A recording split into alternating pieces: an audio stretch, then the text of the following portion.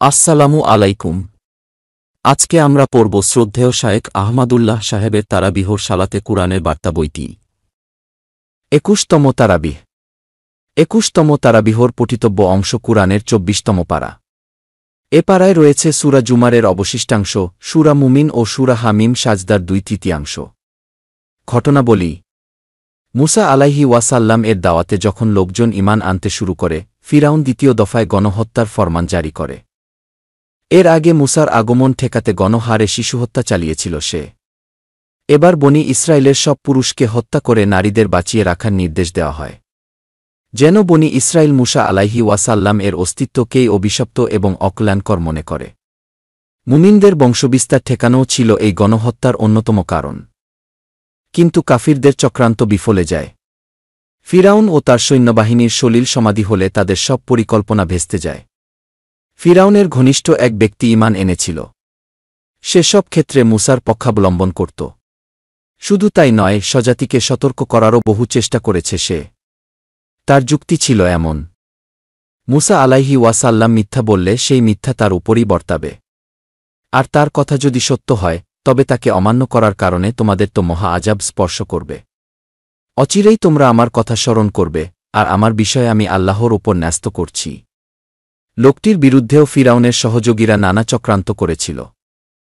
অবশেষে মহান আল্লাহ তাদের সব চক্রান্ত নস্যাৎ করে দেন।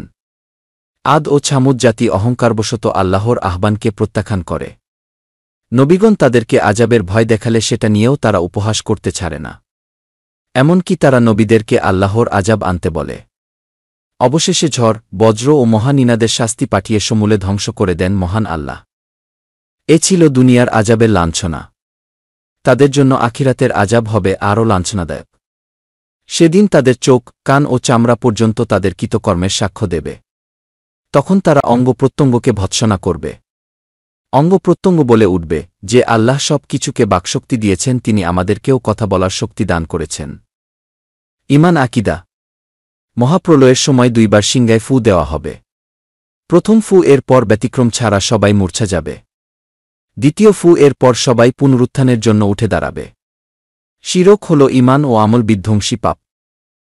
সকল নবী রাসূলের প্রতি আল্লাহর মৌলিক ফরমান ছিল, শিরকে লিপ্ত ব্যক্তির সকল ভালো কাজ বরবাদ হয়ে যাবে এবং তাদের ক্ষতিগ্রস্তদের অন্তর্ভুক্ত হওয়া সুনিশ্চিত। মৃত্যুর পর কিয়ামতের পূর্ব পর্যন্ত মানুষের দেহাবশেষ যেখানে যে অবস্থায় থাকে, সেটাকে বারজাখের জীবন বলা হয়। বারজাকি জীবনে তথা কবরে পাপিষ্ঠরা আযাব এবং সৎ কর্মশীলরা নিয়ামত ভোগ করবে। এটা আহলুস সুন্নাহ ওয়াল জামাতের গুরুত্বপূর্ণ আকীদার একটি। সূরা মুমিনে এটি প্রমাণিত। আদেশ: প্রতিপালকের অভিমুখী হওয়া। আযাব আসার আগে আল্লাহর নিকট আত্মসমর্পণ করা। রবের পক্ষ হতে উত্তম যা কিছু নাজিল হয়েছে তার অনুসরণ করা। আল্লাহর ইবাদত করা। কৃতজ্ঞদের অন্তর্ভুক্ত হওয়া। একনিষ্ঠভাবে আল্লাহকে ডাকা। কিয়ামত দিবস সম্পর্কে মানুষকে সতর্ক করা। ধৈর্য ধারণ করা। নিজের অপরাধের জন্য ক্ষমা প্রার্থনা করা। সকাল সন্ধ্যা রবের প্রশংসায় তাসবিহ পাঠ করা। আল্লাহর কাছে আশ্রয় প্রার্থনা করা। আল্লাহর কাছে দোয়া করা। আল্লাহর প্রতি একাগ্র হয়ে থাকা। আল্লাহর কাছে ক্ষমা প্রার্থনা করা। মন্দকে উত্তম পন্থায় প্রতিহত করা। বিতাড়িত শয়তান থেকে আল্লাহর কাছে আশ্রয় প্রার্থনা করা। সৃষ্টিকে সিজদা না করে স্রষ্টাকে সিজদা করা। নিষেধ: আল্লাহর রহমত হতে নিরাশ না হওয়া। আল্লাহ ছাড়া অন্য কারো ইবাদত না করা। চন্দ্র সূর্যের সিজদা না করা। বিধিবিধান: গায়রে মাহরাম নারীর সৌন্দর্য কিংবা কারো ব্যক্তিগত বিষয়ের প্রতি দৃষ্টিপাত করা এবং মনে মনে খারাপ জল্পনা কল্পনা করা জায়েজ নয়। মহান আল্লাহ বলেন, চোখের অসততা এবং অন্তর যেসব বিষয় লুকিয়ে রাখে আল্লাহ সবই জানেন। সবচেয়ে উত্তম কথা। আল্লাহ বলেন, তার চেয়ে উত্তম কথা আর কার কথা হতে পারে? যে ব্যক্তি মানুষকে আল্লাহর দিকে আহ্বান করে, নিজে ভালো কাজ করে এবং বলে আমি মুসলিমদের একজন। দোয়া কবুলের প্রতিশ্রুতি। দোয়া ইবাদতের মূল। হাদিসে দোয়াকেই ইবাদত বলা হয়েছে। আল্লাহর কাছে প্রার্থনা করতে কখনো কার্পণ্য করা উচিত নয়। অনেকে নিজে দোয়া করতে চান না। দোয়া কবুল নিয়ে হীনম্মন্যতায় ভোগেন। দোয়া করলে মহান আল্লাহ দোয়া কবুলের প্রতিশ্রুতি দিয়েছেন। আল্লাহ সব গুনাহ ক্ষমা করে দিবেন। বিপদে পড়লে কিংবা পাপ সংঘটিত হলে নিরাশ হওয়া মুমিনের শান নয়। কুরআনে নৈরাশ্যকে কাফিরদের কাজ উল্লেখ করা হয়েছে। অপরাধী ও গুনাহগার সত্যিকারের অনুতাপ ও তাওবা করলে মহান আল্লাহ ক্ষমা করে দেন। আল্লাহ বলেন, তোমরা আল্লাহর অনুগ্রহ থেকে নিরাশ হও না। নিশ্চয়ই আল্লাহ সব গুনাহ তাওবা ও ইস্তেগফার করলে মাফ করে দিবেন। আল্লাহর কয়েকটি বৈশিষ্ট্য। ভয় ও আশার সমন্বয়ের নাম ঈমান।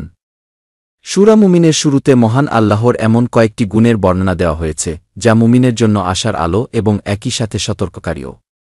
গুণগুলো হল, তিনি পরাক্রমশালী, সর্বজ্ঞানী, পাপ ক্ষমাকারী, তাওবা কবুলকারী, কঠিন শাস্তিদাতা ও অত্যন্ত শক্তিমান।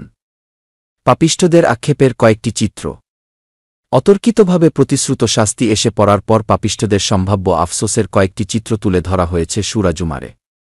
কারো আফসোস হবে আল্লাহর ব্যাপারে অবহেলা ও দ্বীনের বিষয়ে ঠাট্টা বিদ্রূপের জন্য।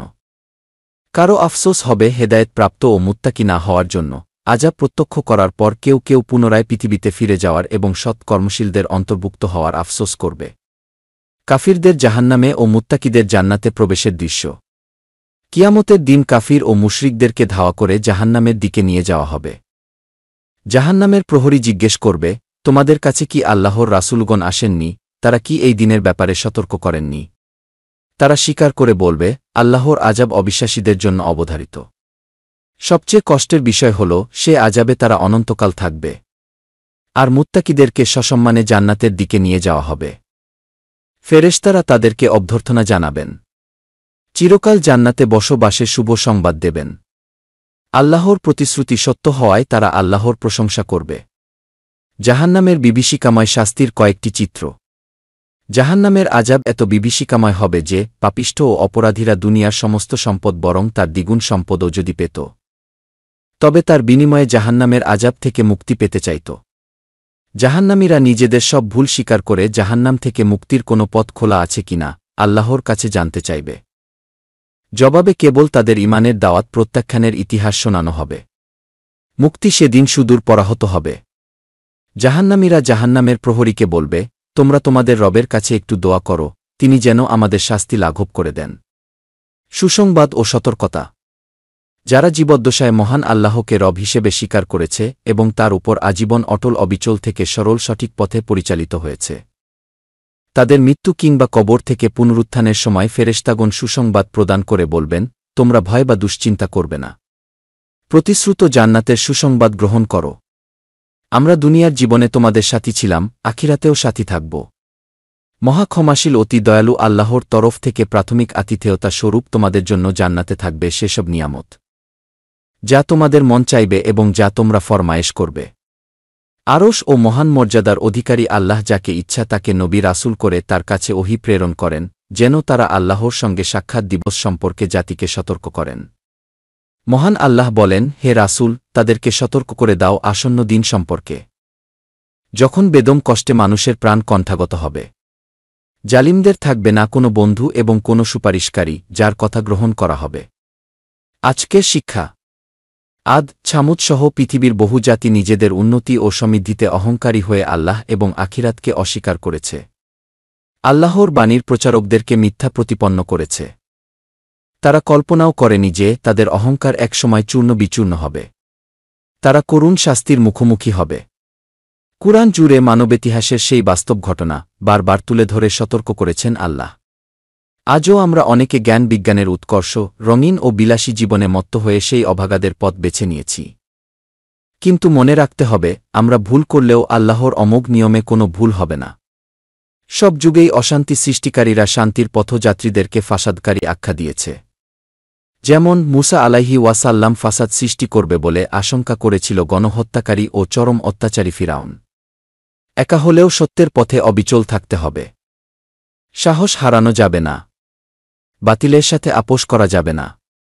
মানুষ বিপদকামী হয় শয়তানের প্ররোচনা এবং পরিবেশ ও মন্দসঙ্গের কারণে।